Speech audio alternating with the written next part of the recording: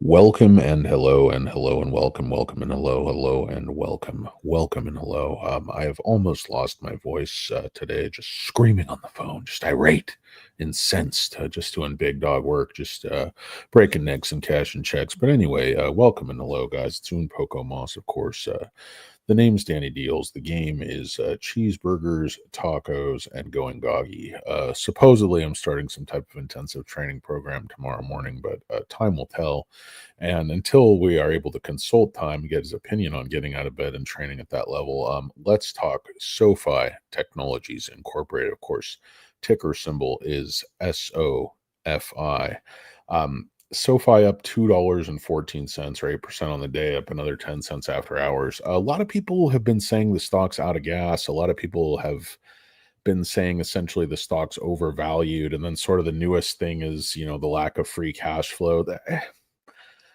There are structural reasons they're not making free cash flow yet, but I don't think it's really that far off. And if anything, they'll probably have to raise money maybe one more time, maybe zero more times. It just sort of depends how they play it and, how well they execute and how much business they're, able to get on board with the fee-based, revenue lines versus lending-based revenue lines. And of course, tech would be ideal. Selling software is, of course, the holy grail, the highest gross margins of almost any business besides, cosmetics and fragrances.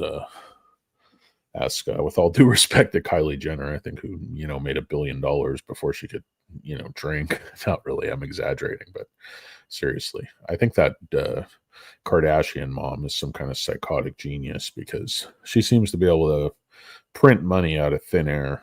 Um, but anyway, guys, that's neither here nor there. Welcome and hello. It's Un Poco Moss. What I want to talk to you about is, and sorry, I was earlier, same with now. I just can't really think coherently. I'm just super tired and um this arm thing, haven't been able to sleep, etc. But it's all excuses, guys. Got to get in shape, got to make it happen. There's a million people making it happen with much better excuses than I have, so I'll just save it, just stuff my excuses in a sock. Anyway, here, just my contention is SoFi is going through 30. If this bull run holds up a bit in the growth area, I think its multiples are very, very sober and reasonable. And I think the stock can grow at 30% CAGR. I think there's, businesses that we don't know about yet that are in development that are on the books. I think, there's such a host of things coming. I think S&P 500 inclusion could be realistic. What does everybody care about right now? What is it? All anybody talk about is crypto. Okay, you have the crypto platform, coming back with SoFi. I don't know how extensive it's going to be right away. You have more functionality with options coming, which I don't think it's necessarily a game changer because I don't think most SoFi investors are super active with options, but I think it definitely broadens the scope of the potential customer that's going to go there for everything. You could be on SoFi and you could be on Robinhood, and I think many people are who would prefer to bank or get loans from SoFi and then perhaps trade on Robinhood. Now I know a lot of that stuff crosses over, and you can do a lot of it on Robinhood as well, but a lot of it kind of also depends, where do you start, where do you feel comfortable. I mean, that's kind of why you use an app. It's not every penny of interest, is do you like the app? And SoFi users really like the app, they like the experience, they like the company, and it has an extremely positive, brand identity, which they work very, very hard to cultivate.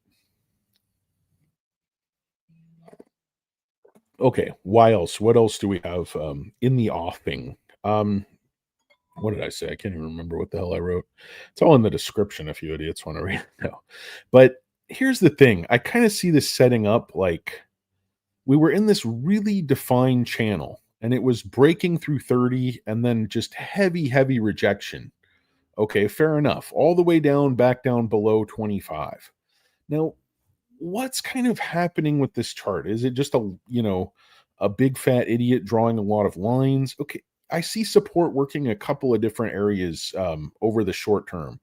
You have this line here, 2620, whatever it is, this red line. that was resistance here. You see one, two, three, four, five, six, seven, eight tries before it breaks through that line. And then it comes back down. Its support back here on 917 makes this whole run up to 30, comes crashing down. Where does it find resistance now? Or support, I'm sorry. It's kind of this new line. I mean, I just drew it, pulled it out of my, again, ample posterior, but there we are. It is YouTube. It's just basically bunch of morons drawing a bunch of lines on a computer screen on a chart. They have no freaking clue what they're talking about. Present company included, if you know what I mean. Hello and welcome. Welcome and hello. I was talking about it. Yeah, Sofi. So this chart kind of works. So you basically see how this line kind of flips from resistance to support, hopefully. You see basically the same thing happening here. This line that I've just turned from black to red, this middle line of these three that are running in parallelogram, this line turns from support to now resistance. So you see it comes down, comes off this line, finds support, and then breaks through, tries to break through. But then really these 4 days, it's bouncing off this line. Whether you want to say it's bouncing off a horizontal line at 2870 or it's bouncing off this diagonal, it really doesn't matter.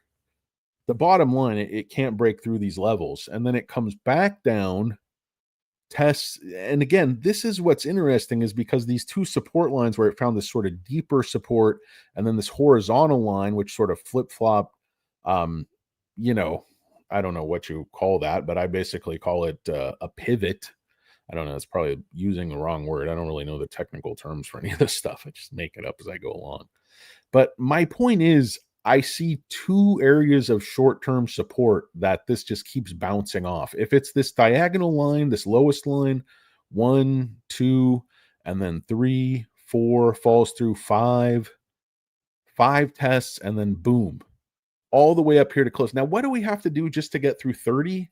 I mean, tomorrow, just to get through 30, all it has to do is test the top of this diagonal channel here.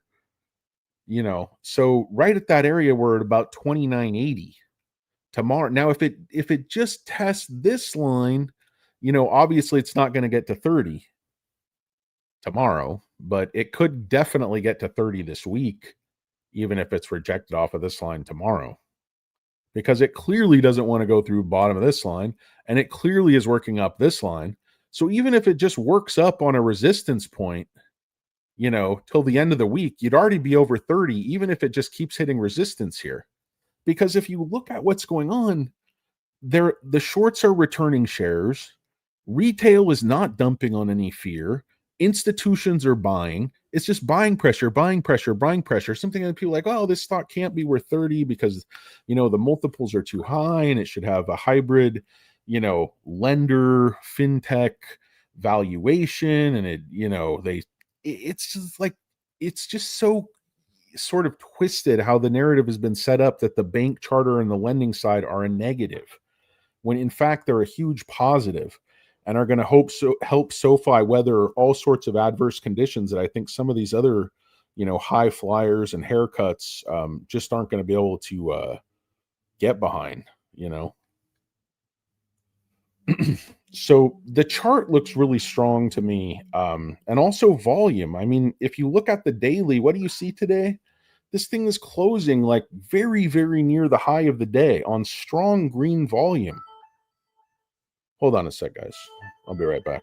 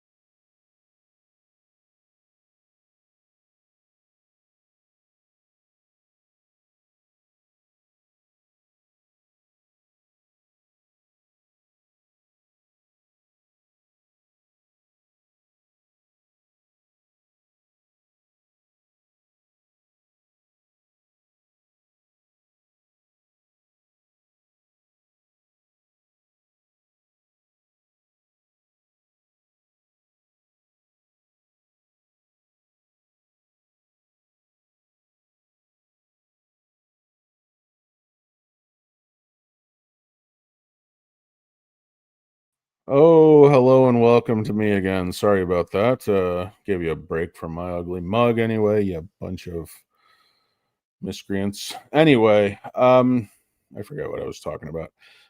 This is not running out of steam at all. Okay, the algo is doing its best to try to control the ascent. And it tried to push down. I think when it pushed down to that 26 area 4 days, it found, no quarter. It's like they're not stopping anybody out. Retail, this is what I'm saying. Nothing works if retail doesn't dump when they want them to dump. And if retail, God forbid, actually buys those lows that they're trying to create and cover, it's a little dipsy do and cover. It's a little duck and run. It's a little cut and run action. I mean, look at what these clowns are up to. If you look at the short today, okay, like I said, covering 1.4 million shares all the way down, to 9.36 interest, short interest of the free float, or 9.48 it's showing here. Now they are digging in a little bit with shares on loan, which is leading me to believe there might be a little bit of pushback after the ER. There almost always is, but this week what usually happens, on the chart with SoFi, and you guys know this, it pushes up, it makes a little hump right before the ER. There's a slight push down, and then after the ER, it's either a pump and dump or it's a dump and nut shot. It's either a pump and dump or it's a dump and colonoscopy situation. Long fingered doctor. I don't think that's really happening in a colonoscopy. That's a prostate. I have no idea. Anyway, um, I think it's going to 41, guys. People might say, well, those multiples aren't rational. I'm telling you, it has nothing to do with multiples. It has nothing to do with rationality. Bro, if you're going to invest in today's Robinhood, fancy, footloose and fancy free market, throw rationality and multiples right in the trash where they belong and just keep buying Palantir. Just keep buying it. And be like, well, fundamental, and the analysts just chase it. They're just analysts are raising, like the stock goes to 180, they raise to 185. I mean, talk about Pavlovian. These guys are like, fleas on Pavlov's dog's nutsack. You know what I mean? I mean, those dogs were probably fixed in the lab dogs. Give them a bunch of cocaine every time they touch the little flipper or whatever. Got them playing Atari 2600. They taught those dogs to play Miss Pac-Man. That was the unbelievable part. All they had to do was feed them cocaine every time they touched the flipper. Every time they got eaten by a ghost, they wouldn't give them no blow. Got a bunch of dogs learn to party. That was the I was gonna envisage a Scarface, but cast with dogs. Like what breed of dogs would be what character, like Michelle Pfeiffer and then Tony Montana. Like it's a little dog, but like a little snappy dog. Like one of those little dogs. It's like real proud and thinks it's in charge of everything and always bobbleheading on you. Hey, I'm in charge. I'm gonna bobblehead on you. Why do little dogs, when they think they're in charge, just bobblehead you? Come this way. Like I don't want to. You can't move me. Oh, okay, I capitulate. Just like my investments, I'm weak. No, guys, not with SoFi. I mean, this one, if you look at the trajectory of the top line and you understand the business model, you know that it's going to get through to the bottom line. It's just going to take a couple of more years. And they're not building this thing to go fast. They're building this thing to be sustainable and huge, weather all markets, sustain different markets, different interest rates. I mean, I really think so. Like that Yahoo thing where on the top they put the featured analysis where, Betsy, Cunningham or whatever her name was said, the stock could be worth $15 in 3 years with perfect execution. I'm like, no, there's all kinds of new things. I mean, they don't just hint at it; they say it. They're like, we plan on bringing on, 2 new revenue streams every year. Whatever. Go back to LaPointe. I don't want to misquote the guy. Play the tape. We got plenty of videotape. Yeah, I mean, The thing is, if it breaks down 30 and it just goes through all-time highs and it just starts running, I mean, who thought these other stocks were gonna run? But I'll tell you the difference, guys. If you look at Robinhood, the shares held by institutions 72%. It's not that their margins are so good, their profits are, the market barely even notices things like, profits and margins. Now that's I'm not I'm saying that tongue in cheek, but if you look at a stock like, CrowdStrike, they're selling about $1 billion a quarter. That no, yes, their margins are good and they just flip, but 75% held by institutions, very low insider ownership, and this company's trading, I think, like $130 billion market cap. And their growth trajectory, I think, is slower than SoFi of late. I mean, it was faster, but even a company like CRISPR, I mean, just by way of example, because not that it's comparable to SoFi, but it's another stock, I hawk on the regular. Um, so yeah, this is 81% institutional ownership. Let's see what's going on here. Absolutely. The great Prince Jay has joined us. Oh my goodness. Hello, hello, and welcome, welcome, and hello, honey. Hello and welcome. Thank you for joining us on the broadcast today. We're honored and humbled by your presence. At least I am. She's trying. She's trying, not a lurker. She does her best, but stubborn old mule. It's hard to make a stubborn old mule, jog on a treadmill. Especially when his face looks like a catcher's mitt that's been left out in the sun without any oil. Forgotten by time. Left on the dustbin of history. Sun damaged. Downtrodden. Paints quite a picture, doesn't it? Look at it. Look at it. Hold on. No, seriously. Princess Jay's the best. She's trying. It's worked a little bit. It's worked a little bit on, let's be honest. I mean, okay. Guys, that's why I'm going goggy, because I can't trust myself, because I'm a big, like this joke. How many fried chicken sandwiches are in that gut? It's no joke, man. It's probably hundreds of thousands, if not millions. The woman is very wise and insightful. Can't slip anything by her. That's why I love her, though. One of many reasons. Premium of the option. What the hell do you want? Haven't you got a Lambo yet? Are you just spending all your money on fishing hats and professional photographers? I mean, stock went from 5 to 30. What do you guys need to make money?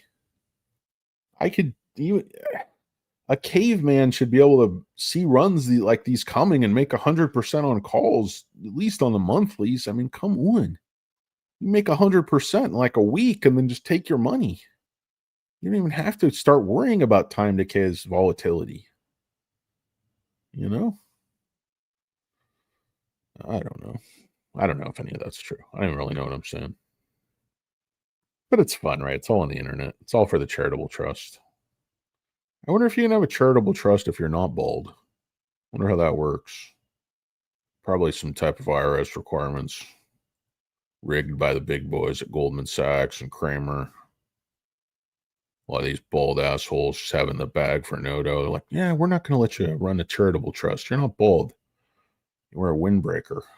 Key with me is I wear a suit, but I take it off. I take off my tie. I roll up the sleeves. I take out my cufflinks. I just do everything for the charitable trust. I'm going to do this huge line of wham wham. That was for the charitable trust. Oh, Felix, coming at you from Monte Carlo. That's where you get the really, really good drugs. You just have a feeling Felix just absolutely has partied in such epic fashion that mere mortals like myself couldn't even imagine. Like, Ibiza is for amateurs. Oh, man. I love Felix. That guy's good. He knows his options, man. So does Invest with Henry. I mean, all those guys know their options. Henry worked for Goldman Sachs. I'll have you know. Felix, I think it was like read his CV. He was like a corporate lawyer, investor, all kind of huge job. You know, very very smart guy, genius level type guy. Henry, I'm not sure. He spends a lot of time in the gym. He's pumped up. He might be on steroids. No, not really. I don't trust these stock guys who are all pumped up. Like, you know, Tanner. The guy looks like a little bodybuilder. You know, a little Bowflex guy. I mean, next thing you know, Tevis is going to come in just totally yoked. Going to get to that guy like, hey, do you make $150,000 a year? Are you upset because your wife wants to fuck the neighbor because you're chubby? Feel like a total fucking loser? Well, let me tell you something. If you make $149.95, you can go fuck yourself, okay? I don't want to help you. I don't even care if you're willing to allocate a little bit more of your money to pay my fee. You don't make 150 grand, which, by the way, today is very little money. After tax in LA, if your income before tax is 150, you're poor as fuck, okay? So just tell you that. Maybe you want the six-pack ass. You can just go fuck. Maybe just tell your wife, just go fuck the neighbor. He's in shape. It'll be cheaper. Can't afford my fees anyway. Plus, you guys are headed toward divorce. What's the fucking difference, you know?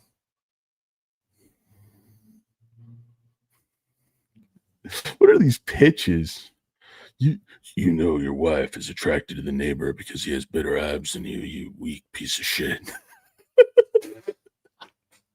What? So you're like, I could get poor people in shit, but fuck them. I can afford to do whatever I want, but you know, fuck those poor fatties. Fucking bastards. I saw this fat fuck Danny. Dude, I just can't do it, man. Does anybody else miss Don Lepre? I used to place tiny classified ads. Yeah, I placed so many tiny classified ads. Everyone just said Tiny Wang. It was just ironic. I just placed those ads. They were super cheap. I mean, it would go by the letter. So you could post Tiny Wang in your local paper for like 12 cents a day or something. Just run that for a couple of weeks.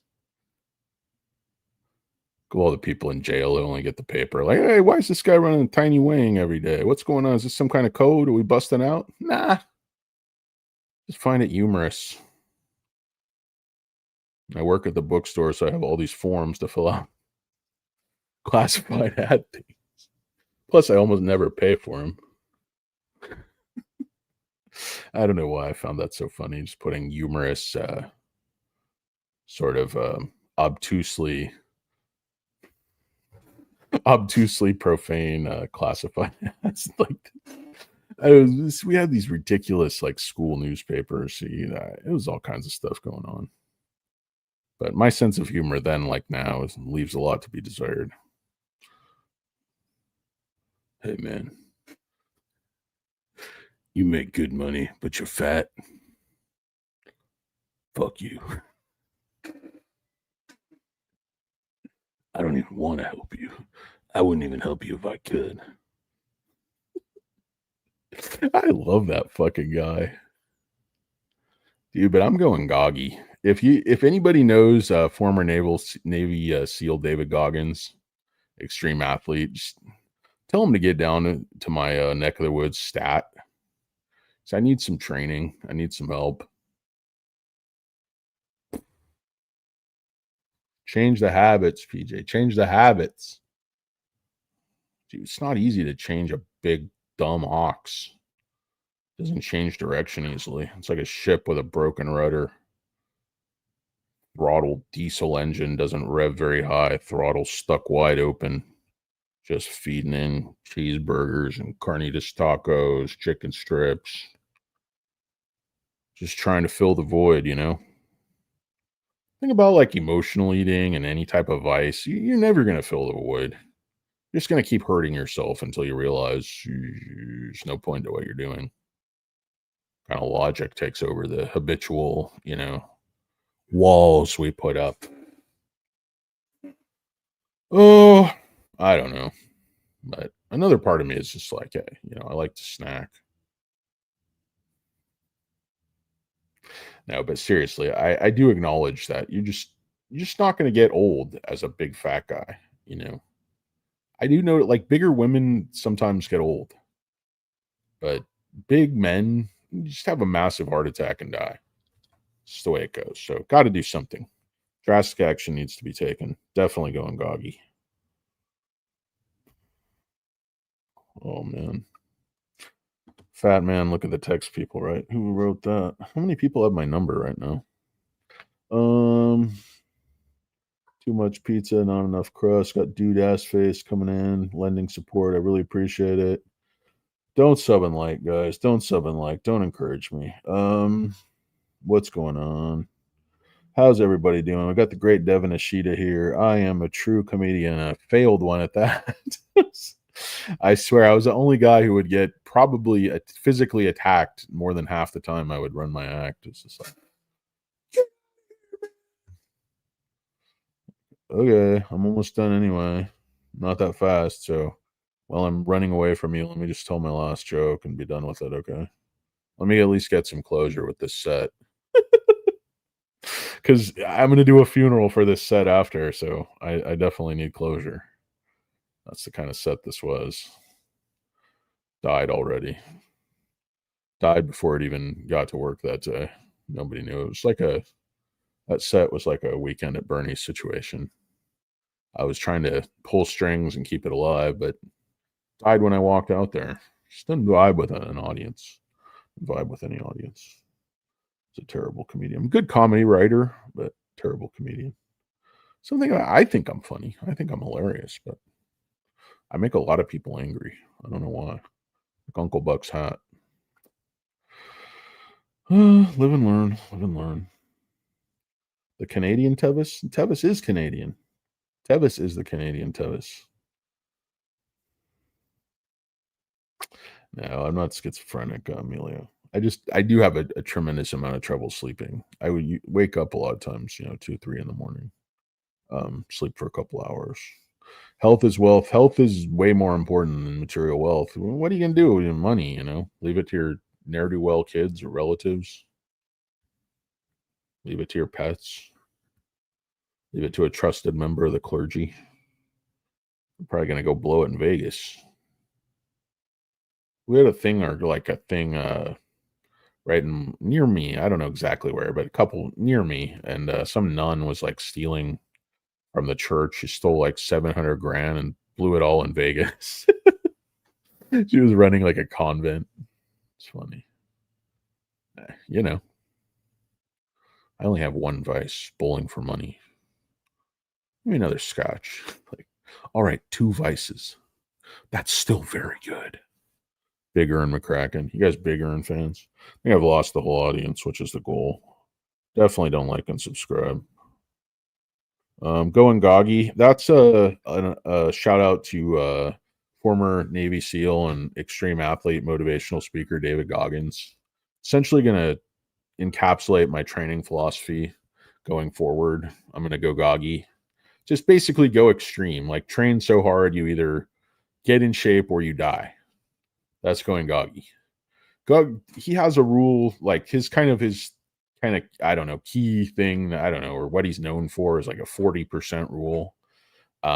Basically that people use 40% of their capabilities and then their body tells them they have to stop either because of fear, because of pain, because of whatever. They basically stop when they've used 40% of their capabilities, essentially leaving 60% on the table, only putting 40% on the field. And his philosophy is you can break down that mental barrier and you can unlock at least a portion or a lot more of that other 60%, and you'll sort of unlock sort of superhuman capabilities you never thought you were even possibly capable of. But saying you are, it's just all mental. And I think everybody, people sort of know that. He's understand. I've listened to a lot of his stuff. He's kind of polarizing too. Like a lot of people in the fitness community kind of mad. He was having some feud with some like fitness guy, I think. But it's kind of these like fitness influencer guys. They're all so jacked up on prune juice and no-dos. They're all looking to get into fights. So I was like, oh, I'm gonna go down to your gym. I'll call you out. These other guys like measure each other's height and weight and wiener. He's like, can I measure your height and weight? I guess so. And wiener? It's like, not out here at the symposium. Not out here in my weightlifting booth. I just want to measure wiener, man. What's the big deal? Heard you claiming to my cousin Greta it was 5 inches. Just want to confirm. Like, all right, I guess so. Yeah, it's solid 5. Good. All right, bro. Good to meet you. Whole fitness industry is, if you looked at a Men's Health magazine, you kind of you know where things are going. It's like, I think a lot of these guys, it's like they're sort of like so prone to like fight each other. I don't know. It's like I feel like they feel like if they don't like attack someone who challenges them, somebody might think they're gay. I don't know. Just sort of feels that way. They're always like, it's always this like constant thing to fight. Like, I guess it used to be like, I don't know. Was that all? I never felt that way in like fitness and bodybuilding. But it all comes from like Instagram and what's that guy's name? Jack Doherty. When you can't sleep and you watch too much YouTube, you see things that like are meant for like teenage girls. You shouldn't,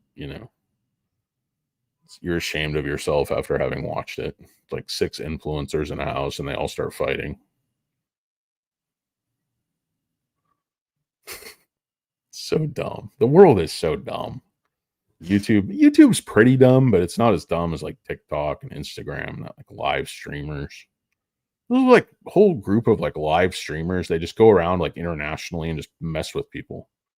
They just keep like pushing it with the police and different people until they end up getting arrested and thrown in prison. Okay, let me go to Korea and just like ransack people's convenience store and put it on TikTok. What the hell is that?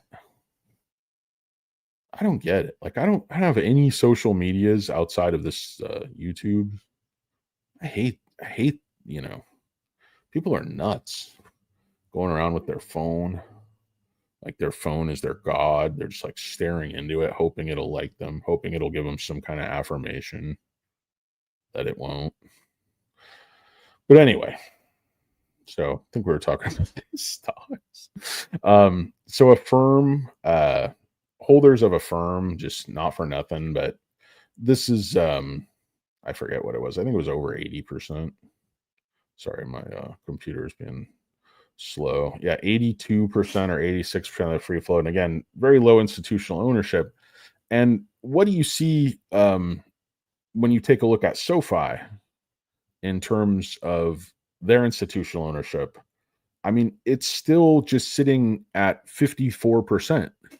So these other companies that get these higher multiples, is it because of their eventual margins? Is it because they're making more money? Or is it because really in the short and midterm, institutions are going to push these up and they're going to sell the top? I mean, do institutions believe a firm is a forever stock? Maybe. I mean, they have some good stuff going on with Google and, but my contention is that you are going to see this number over time. S&P 500 inclusion is very likely. SoFi is kind of ticking all the boxes. Maybe October 2026, who knows? I don't claim to know, but 2026, 2027, it's going to happen. They're going to keep growing. They're going to keep making money. They're going to turn cash flow positive eventually. It's not going to be immediate, but that's really the big knock on SoFi is that they're still burning cash. They probably will have to raise more money. But they will grow their way out of that. They'll grow their way out of the stock-based compensation ratio and, they're going to grow their way into positive free cash flow, but they may have to do one more money raise in the interim. Just depends. There's other ways to raise cash. But if deposits continue to be very strong, membership growth continues to be very strong, revenue growth, EPS growth, obviously critical on a GAAP basis, but GAAP accounting doesn't keep the lights on. Free cash flow keeps the lights on. That's why my great uncle Warren Buffett, leaving me all his Berkshire shares. Thank goodness. No, Warren Buffett, he hasn't even retired yet. He's like 99 or something like that. Might be wrong. So I think he's retiring next year. They're sitting on an absolute mountain of cash. Warren Buffett was selling Apple. What else was he selling? Bank of America. I was just selling Bank of America after that earnings pop. I was like, oh, that's enough. It's enough of that little Irish dude. Not convinced he knows what's going on. It's a Patrick Moynihan. Daniel Patrick Moynihan. Former senator. That guy looked like that little Notre Dame fighting Irish guy, kind of. I don't know. I just don't. I don't trust him. I don't trust Jamie Dimon. Cockroach, dude. I'm Jamie Dimon. I feel like I don't know. I like Chase. Chase is a great company. I'm a Chase shareholder. I just feel like sometimes he like when he gets interviewed, he's like so angry and inflammatory. He didn't used to be that way. I guess people, it's like people questioning his political leanings. A lot of these reporters probably aren't like, so tolerant of different points of view, whatever, however you want to put it. But I just think he feels attacked. He feels like he's like the victim now. And he's always felt like he's sort of this like god of the financial markets. I would contend Jamie Dimon is definitely not a genius. And his new thinner tan look is not fooling anybody. Still not a genius. But you see the clear trend in terms of SoFi's institutional ownership. I mean, there's really no doubt about this trend. I mean, you're going just in, a little over like a year ago, you're at 350, 360,000. So now you're what, over 600,000. So nearly doubled in 2 years. And I know it's a bit of a long slog, but even if this trajectory just keeps up, you get up to that 75% level many of these other market maker darling companies are at, because I just see this going in this is a company institutions are going to want to own. Annuities, insurance companies. I mean, people already want to buy everybody wants to buy their loans. Delinquencies are down. It was like 5 quarter on quarter. Everything is going better than expected, with the exception of like big tech signs, big Galileo signs. But they strategically lump that in with financial services to make it look, just a little bit better. Watch, get concerned if Noto starts clicking and saying, you know what I mean? Know what I mean? Starts doing that a lot. Get your money out. Don't get your money right. Get your money out. It's like, well, a quarter's a little off. Know what I mean? Like, what happened to your speech patterns? Like, well, like, just totally went like Khan when Khan went redneck and King of the Hill. Anyway, I don't know what the point of this show was. It's terrible as usual. Fatter and stupider. Oh, I'm looking at so many stocks. I own so many stocks. Yeah, I'll put you on hold. Jorge Silva, the great Jorge Silva. Guy's a 5th degree Brazilian Jiu-Jitsu black belt. Brothers of Vanderlei. Oh, God, my back hurts. Don't get old, guys. It's so weak, but it's better than the alternative. But it's still super weak. It's like right in there between weak and super weak. Okay, I'm gonna wrap it up. Great Not a Lurker spoken. There was no point to this video, but this is not how rallies end. This is fundamentally, guys. Fundamentally, you are trapped between buying pressure. You're trapped between institutional buying. They know S&P 500 inclusion could come even in, I think there's a December rebound. Now, I don't think SoFi is going to get in this year, but next year is very, very possible. You have a continuous march for the last, 2.5 years of constant increase in institutional ownership. And they were keeping this thing, low on purpose, and they're coming in late. But you had a lot of these shorts are finally being shaken off the stock. And you would think, guys, over the last couple of days, okay, the stock's up, above 25. You'd think they'd be shorting the heck out of it if they thought fundamentally it didn't belong up here. But you're seeing the opposite. You're not seeing retail longs capitulate. You're seeing institutional shorts capitulate. You're seeing institutional shorts and bears lose not just the battle, but the war. They were wrong about SoFi from the jump. Meme stock, joke stock, never going to be profitable. Defaults are going to kill them. All of the naysayers, everything they said has been wrong the entire way. Almost everything management said, they've exceeded. People are like, well, we can't trust them. They're just used car salesmen. Watch out. The other shoe's going to drop. Remember when the whole thing was the accounting system, fair value accounting?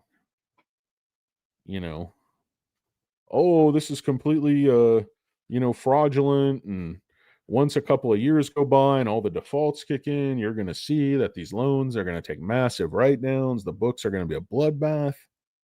What happened? SoFi's loans relative to the rest of the market, they can get more valuable because they're a higher quality loan from the start.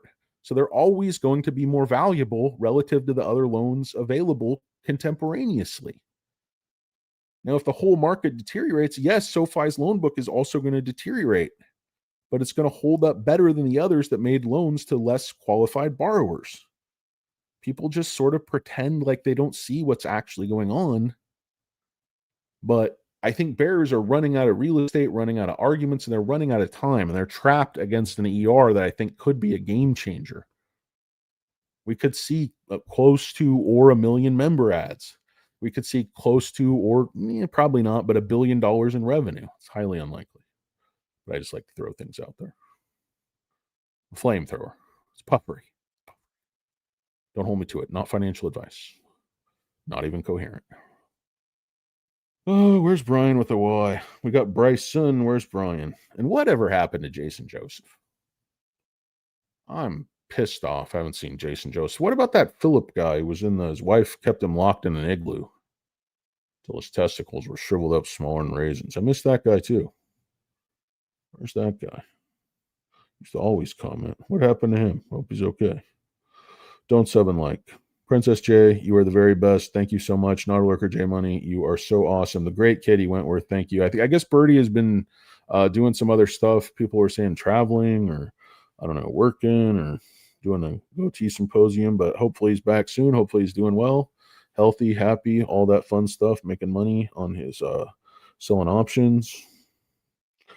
Fall by the wayside. The good ones always return indeed. Birdie is traveling. Yeah, that's awesome, man. You got to enjoy it, Princess J tells me that, but I'm too stupid to listen. The great Payush Bhatka has joined us. Welcome and hello, Payush. All right, guys. To everyone else who watched, I really appreciate it. Thank you guys so much. I don't know what the futures are looking like right now, but if this thing keeps ripping tomorrow, I think SoFi could touch 30 tomorrow. I know it sounds crazy, but so does like almost everything I say. So, whatever. Un poco más.